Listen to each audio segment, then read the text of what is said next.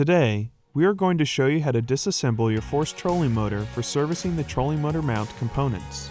We highly recommend having 2 people for this service work, as the pieces are heavy. Improper handling can lead to damaging the equipment as well as injury to yourself.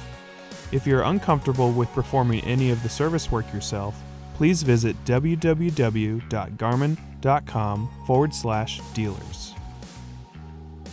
This video will cover the same disassembly steps for multiple service replacements. You should use this video to get to the part that you will be replacing.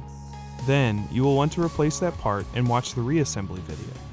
Make sure to keep all parts taken out in disassembly. First, we will want to disconnect the force trolling motor from power. If you have a power plug, disassemble and remove it.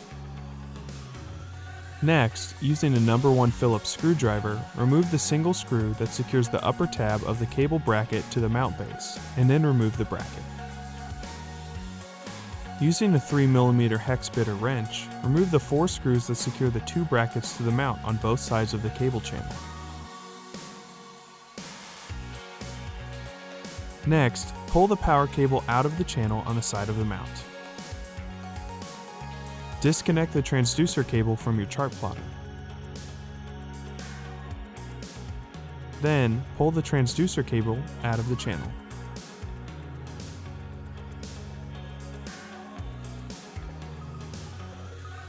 Now, we will disconnect the lower gas spring. Place the trolling motor in the stowed position. Using a number 2 Phillips screwdriver, remove the screws that secure the lower gas spring clevis to the lower link of the mount. Lift the lower gas spring clevis off of the safety rod. Next, using a number 0 Phillips screwdriver, remove the set screw that secures the gas spring pin to the shaft stabilizer on the mount. Slide out the gas spring pin and lift up on the gas spring to remove it. With the motor in the deployed position, disconnect the cable from the display panel on the upper link of the mount. Using a 4mm hex bit or wrench, remove a screw and washer from one side of the upper pin on the steering servo housing. Repeat this process on the opposite side. Remove the upper pin from the steering servo housing and pivot the upper link away. Make sure to not let the housing rotate forward, as this can cause the motor to hit a trailer or the ground, causing damage. Remove the bushings from the upper holes in the steering servo housing.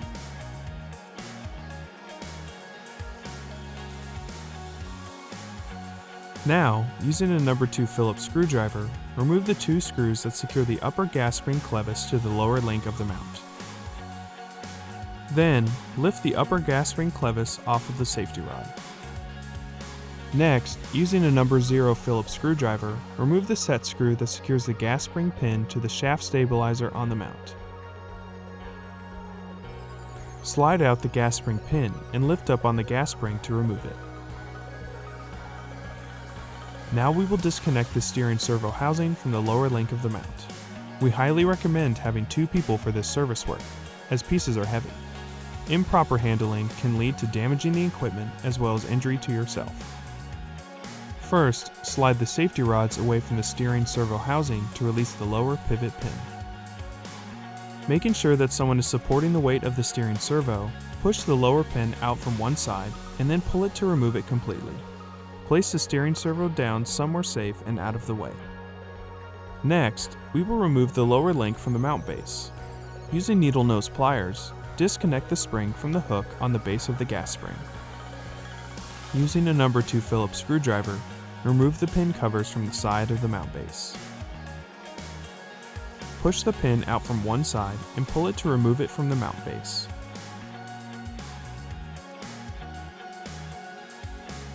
Lift up to remove the lower link from the mount base.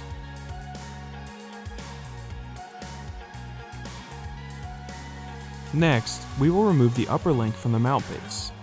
Start by using an 8mm hex bit or wrench to loosen the 2 bolts that secure the upper link to the mount base. You may need to use a ratchet, as these are very tightly fastened at the factory. Remove the bolts, bushings, and washer from both sides of the upper link. And that's it. For more help, please visit marinesupport.garmin.com.